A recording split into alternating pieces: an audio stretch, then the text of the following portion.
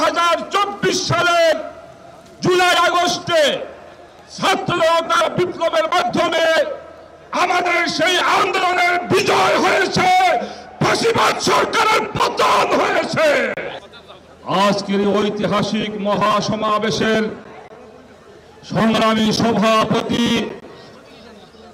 বর্তমানে বাংলাদেশে ইসলামী সমাজের ঐক্যের প্রতীক হযরত মাওলানা মুফতি সৈয়দ রেজাউল করিম পীর সাহেব চরমনাই, উপস্থিত জাতীয় নেতৃবৃন্দ, উপস্থিত সাংবাদিক ভাইয়েরা এবং ইসলামী আন্দোলনের নেতাকর্মী ভাইয়েরা, আমি সর্বপ্রথম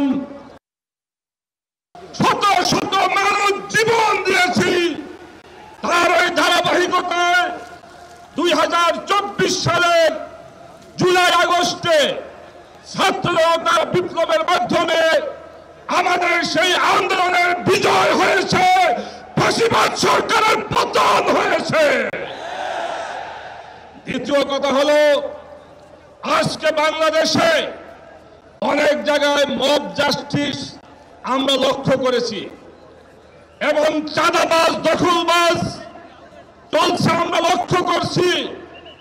পরিষ্কার বলি, ইসলামী আন্দোলন সহ এদেশের সকল ইসলামী দল মব জাস্টিস, চাঁদাবাজ, দখলবাজকে স্বীকার করে না, আমরা তীব্র নিন্দা করি।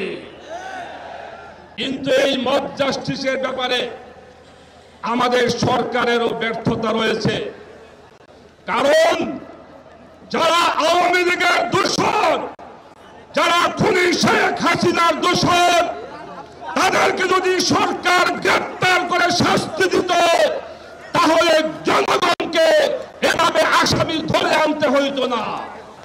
এজন্য বর্তমান সরকারকে বলবো, অবিলম্বে শক্ত হাতে মব জাস্টিস দমন করুন, চাঁদাবাজ সন্ত্রাসবাদ দমন করুন এবং খুনি শেখ হাসিনার দোসরদেরকে গ্রেফতার করে আইনের আওতায় সোপর্দ করুন। সর্বশেষ কথা হলো, বর্তমান সময়ে দেশ ও ইসলাম রক্ষার জন্য, দেশের স্বাধীনতা রক্ষার জন্য ইসলামী শক্তির ঐক্যের বিকল্প নাই।